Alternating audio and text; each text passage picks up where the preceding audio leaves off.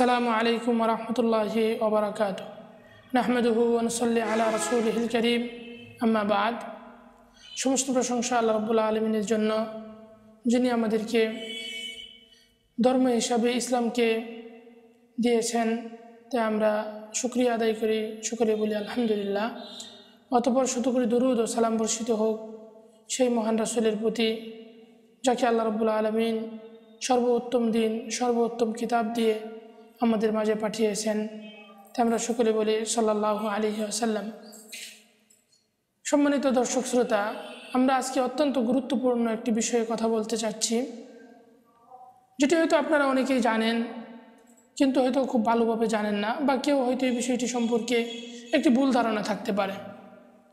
সে বিষয়টি হলো যে একজন ব্যক্তির উপর গোসল ফরজ হওয়ার পর কত সময়ের মধ্যে তাকে গোসল করা জরুরি, অথবা একজন মানুষ গোসল না করে সে কি কোনো কাজ করা তার জন্য বৈধ নয়, সে কি কোনো কাজ করতে পারবে না যতক্ষণ না সে গোসল করবে। প্রথমে আমাদের জানা দরকার যে আসলে কি কি কারণে গোসল ফরজ হতে পারে। সাধারণভাবে আমরা মনে করি হয়তো স্বপ্নের দোষ অথবা স্ত্রী সহবাসের মাধ্যমে গোসল ফরজ হয়। এর বাহিরে যে আরও গোসল ফরজ হয় সে বিষয়ে হয়তো আমাদের অনেকেরই জানা নেই। তো সম্মানিত দর্শক শ্রোতা, আমরা যদি একটু বিস্তারিতভাবে দেখি তাহলে দেখব যে পুরুষদের গোসল ফরজ হওয়ার কিছু কারণ রয়েছে এবং মহিলাদেরও কিছু কারণ রয়েছে, তবে মহিলাদের একটু বেশি কারণ রয়েছে। যেমন একজন পুরুষ ব্যক্তির গোসল ফরজ হওয়ার কারণসমূহ যদি আমরা দেখি তাহলে দেখতে পাবো যে একজন পুরুষ লোকের গোসল ফরজ হয় স্ত্রী সহবাসের কারণে।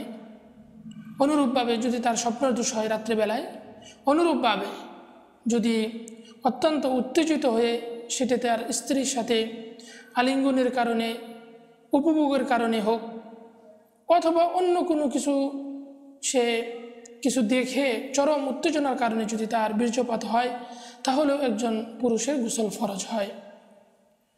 এখন আমরা দ্বিতীয়ত আসি যে একজন মহিলার কি কি কারণে গোসল ফরজ হতে পারে। তো এই পুরুষের যে তিনটি কারণ রয়েছে তার সাথে আরও দুটি কারণ মহিলাদের যুক্ত হয়। অর্থাৎ একজন মহিলার তার স্বামীর সাথে মিলিত হওয়ার কারণে তার গোসল ফরজ হতে পারে, ফরজ হয়। অনুরূপভাবে যদি একজন মহিলা স্বপ্নের দোষ হয় তাহলে তার গোসল ফরজ হয়। অনুরূপভাবে চরম উত্তেজনার কারণে যদি তার বীর্যপাত হয় তাহলেও ওই মহিলার গোসল ফরজ হয়। মহিলাদের যে অতিরিক্ত দুটি কারণে গোসল ফরজ হয় সেই দুটি হলো হায়েদ এবং নিফাস। হায়েদ আমরা জানি যেটা ঋতুস্রাব, প্রতিটি মহিলার প্রাপ্তবয়স্ক মহিলাদের প্রতি মাসে যে রক্তক্ষরণ হয় এটিকে ইসলামী পরিভাষায় হায়েদ বলে। এই হায়েদ থেকে যখন একজন মহিলা পবিত্র হয়, হায়েদের সময় শেষ হয়, তখন তাকে গোসল করে পবিত্র হওয়া লাগে। অনুরূপভাবে বাচ্চা প্রসবের পর যে রক্তক্ষরণ হয় 40 দিন, যেটিকে ইসলামী পরিভাষায় নিফাস বলে, এই নিফাসের পরেও একজন মহিলার উপর গোসল ফরজ হয়। তো সম্মানিত দর্শক শ্রোতা, এই যে বিভিন্ন কারণে একজন ব্যক্তির উপর গোসল ফরজ হয়, এই ফরজটা কি তৎক্ষণাৎ করতে হয় না এটাতে দেরি করার সুযোগ আছে? সম্মানিত উপস্থিতি, দর্শক শ্রোতা, আমরা যদি দেখি তাহলে দেখব যে আসলে আমাদের অপবিত্রতা দুই ধরনের হয়ে থাকে। একটি হলো আল হাদাসুল আকবার, আরেকটি হলো আল হাদাসুল আসগার।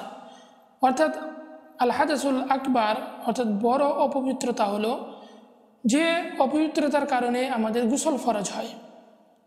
আর আল হাদাসুল আসগার ছোট নাপাকি, ছোট অপবিত্রতা হলো যে অপবিত্রতার কারণে আমাদের শুধুমাত্র অজু করলেই হয়ে যায়।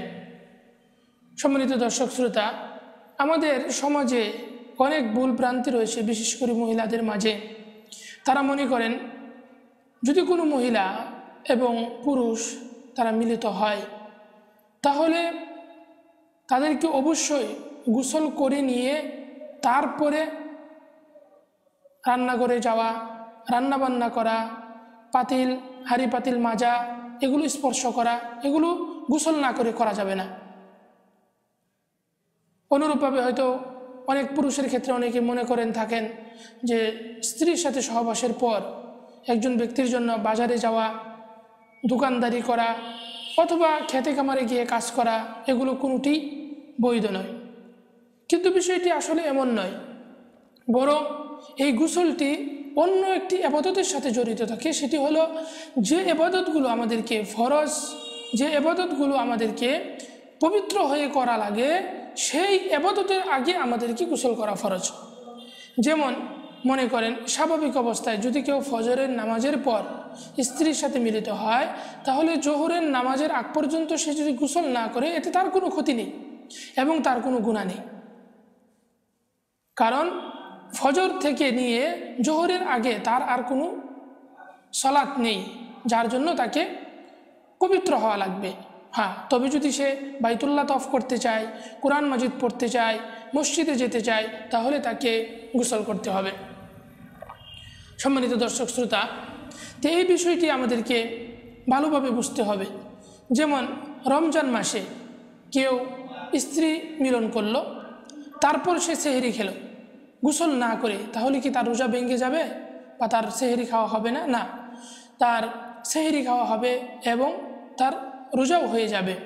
যদি সে স্ত্রী সহবাস করে তারপর সে সেহরি খায় অতঃপর ঘুমিয়ে যায়, আবার সে ফজরের ওয়াক্ত হওয়ার সাথে সাথে সে ঘুম থেকে উঠে গোসল করে পবিত্র হয়ে সে ফজরের সালাত আদায় করে, তাহলে এতে তার কোনো গুনাহ হবে না। যদি আমরা রাসূল করিম সাল্লাল্লাহু আলাইহি ওয়াসাল্লামের হাদিস থেকেও দেখতে পাই যে রাসূল করিম সাল্লাল্লাহু আলাইহি ওয়াসাল্লাম তার স্ত্রীদের সাথে মিলিত হয়েছেন, অতঃপর তিনি সেহরি খেয়েছেন, ঘুমিয়ে গেছেন, ঘুম থেকে উঠে গোসল করে তিনি ফজরের সালাত আদায় করেছেন। যেমন একটি হাদিস আবু হুরায়রা রাদিয়াল্লাহু তাআলা আনহু থেকে বর্ণিত হয়েছে বুখারী এবং মুসলিমে, আন আবি হুরায়রা রাদিয়াল্লাহু আনহু আন্না নবী সাল্লাল্লাহু আলাইহি ওয়াসাল্লাম লাকিয়াহু ফি বা'দি তুরুকিল মাদিনা, যে নবী করিম সাল্লাল্লাহু আলাইহি ওয়াসাল্লাম আবু হুরায়রা রাদিয়াল্লাহু তাআলা আনহুকে মদিনার একটি রাস্তায় সাক্ষাৎ পেলেন। ও হুয়া জুনুবুন, এমত অবস্থায় তিনি অপবিত্র ছিলেন। ফানখানাসা মিনহু, অতঃপর সে সেখান থেকে সরে গেল। ফাযাহাবা ফাগতাসালা, এবং সে গোসল করলো। সুম্মা জাআ, অতঃপর সে রাসূল করিম সাল্লাল্লাহু আলাইহি ওয়াসাল্লামের কাছে আসলো। ফাকালা, তখন রাসূল করিম সাল্লাল্লাহু আলাইহি ওয়াসাল্লাম বললেন, আইনা কুনতা ইয়া আবু হুরায়রা, যে তুমি কোথায় গিয়েছিলে? ক্বালা, আবু হুরায়রা রাদিয়াল্লাহু তাআলা আনহু বলতেছেন, সে বলল যে কুনতু জুনুবান, আমি অপবিত্র ছিলাম। ফাকারিহতু আন উজালিসাকা ওয়া আনা আলা গায়রি তাহারাতিন, আর আমি অপছন্দ করেছিলাম যে আমি অপবিত্র হয়ে আপনার সাথে বসাটা। ফাকালা, তখন রাসূল করিম সাল্লাল্লাহু আলাইহি ওয়াসাল্লাম বললেন, সুবহানাল্লাহ ইন্নাল মুসলিমা লা ইয়ানজুস, যে একজন মুসলমান কখনো অপবিত্র হয় না। তাহলে এই হাদিস দ্বারা স্পষ্ট বোঝা যাচ্ছে যে একজন মুসলমান সে যে মূল অপবিত্র, এটা মৌলিক অপবিত্র, মূলত অপবিত্র সে কখনো হয় না, বরং সে যে ইবাদতটি পবিত্র হয়ে করা দরকার সেটির জন্য সে দায়বদ্ধ থাকে। অতএব সে মূলত সে অপবিত্র হয়ে যায় না, যে সে বাজারে যেতে পারবে না, সে দোকানদারি করতে পারবে না, সে তার কৃষি কাজ করতে পারবে না, একজন মহিলা সে বাড়ির কাজ করতে পারবে না, না, সে তার সব কিছুই করতে পারবে, কারণ সে পবিত্র। অতএব ইমাম বুখারী তিনি এই হাদিসের ভিত্তিতে বাব পেতেছেন যে বাবুল জুনুবি ইয়াখরুজু ওয়া ইয়ামশি ফিস সুক, যে একজন অপবিত্র ব্যক্তি সে বের হবে এবং বাজারে সে যেতে পারে। সম্মানিত দর্শক শ্রোতা, অনুরূপভাবে সহিহ মুসলিমে আয়েশা রাদিয়াল্লাহু তাআলা আনহা থেকে বর্ণিত যে আন্না নবী সাল্লাল্লাহু আলাইহি ওয়াসাল্লাম ইযা আরাদা আন ইয়াকুলা আও ইয়ানামা ওয়া হুয়া জুনুবুন তাওয়াদ্দা, যে রাসূল করিম সাল্লাল্লাহু আলাইহি ওয়াসাল্লাম জুনবি অবস্থায় যখন খেতে চেতেন, অর্থাৎ অপবিত্র অবস্থায় গোসল ফরজ হওয়ার পর যদি তিনি খেতে চাইতেন অথবা ঘুমাতে চাইতেন, তাহলে তিনি ওযু করে নিতেন। হ্যাঁ, এবং ইমাম আবু দাউদ তিনি গাসিফ বিন আল হারিস থেকে বর্ণনা করেছেন, তিনি বলতেছেন যে কুলতু লি আয়েশা, যে আমি আয়েশা রাদিয়াল্লাহু তাআলা আনহাকে বললাম, আকানা নবী সাল্লাল্লাহু আলাইহি ওয়াসাল্লাম ইয়াগতাসিলু ক্বাবলা আন ইয়ানাম, যে রাসূল করিম সাল্লাল্লাহু আলাইহি ওয়াসাল্লামের উপর গোসল ফরজ হওয়ার পর তিনি কি ঘুমানোর পূর্বে গোসল করতেন? ওয়া ইয়ানামু ক্বাবলা আন ইয়াগতাসিল, এবং কখনো কি গোসল করে নিয়ে তারপরে ঘুমাইতেন, অর্থাৎ যে কখনো কি তিনি ঘুম থেকে উঠে গোসল করতেন গোসল ফরজ হওয়ার পর, আবার কখনো কি গোসল করে নিয়ে তারপরে ঘুমাতেন? কালাত, সে বলল নাম, যে রাসূল করিম উভয়টি আমল ছিল, অর্থাৎ রাসূল করিম সাল্লাল্লাহু আলাইহি সাল্লামের উপর গোসল ফরজ হয়ে গেছে, কিন্তু তিনি গোসল না করে ঘুমিয়ে গেছেন, তারপরে ঘুম থেকে উঠে আবার গোসল করছেন।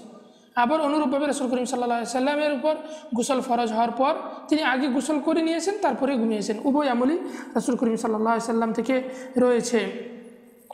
কুলতু, তিনি বলতেছেন, আমি বললাম আলহামদুলিল্লাহিল্লাযী জাআলা ফিল আমরি সিআ, যে ওই আল্লাহ রাব্বুল আলামিনের প্রশংসা যিনি আমাদেরকে এই ব্যাপারে প্রশস্ততা দিয়েছেন। অনুরূপভাবে সহিহ বুখারী এবং মুসলিম আসে আন্না উমর রাদিয়াল্লাহু তাআলা আনহু ইস্তাফতা রাসূলুল্লাহ সাল্লাল্লাহু আলাইহি ওয়াসাল্লাম, রাসূল করিম সাল্লাল্লাহু আলাইহি ওয়াসাল্লামকে ফতোয়া জিজ্ঞাসা করলেন, আয়ানামু আহাদুনা ওয়া হুয়া জুনুবুন, যে আমাদের মধ্যে থেকে কেউ কি অপবিত্র অবস্থায় ঘুমাতে পারবে? ক্বালা, তখন রাসূল করিম সাল্লাল্লাহু আলাইহি ওয়াসাল্লাম বললেন, নাআম ইযা তাওয়াদ্দা, যে হ্যাঁ যদি সে ওযু করে নেয়। অতএব জমহুর উলামাগণ মত দিয়েছেন যে আল আমরু বিল উযু লিল জুনুবি আই আল্লাযী ইউরিদু আন-নাওমা, যদি কোনো যার উপর গোসল ফরজ হয়েছে সেই ব্যক্তি যদি ঘুমাতে যেতে চায় তাহলে তার জন্য মুস্তাহাব হলো ওযু করে নেওয়া, তবে তার জন্য জরুরি না যে সে মানে যখন সে জুনুবি হবে বা অপবিত্র হবে তখনই তাকে গোসল করতে হবে, বরং যখন সে পবিত্র হয়ে যে কাজগুলো করা লাগে তার পূর্বে গোসল করা ফরজ। সম্মানিত দর্শক শ্রোতা, আমরা হয়তো অনেক সময় যে বিষয়টি তারা অনেক সময় ভুল বুঝতে পারি। একটি হাদিস রয়েছে যেটি আবু দাউদ বর্ণনা করেছেন, আলী রাদিয়াল্লাহু তাআলা আনহু,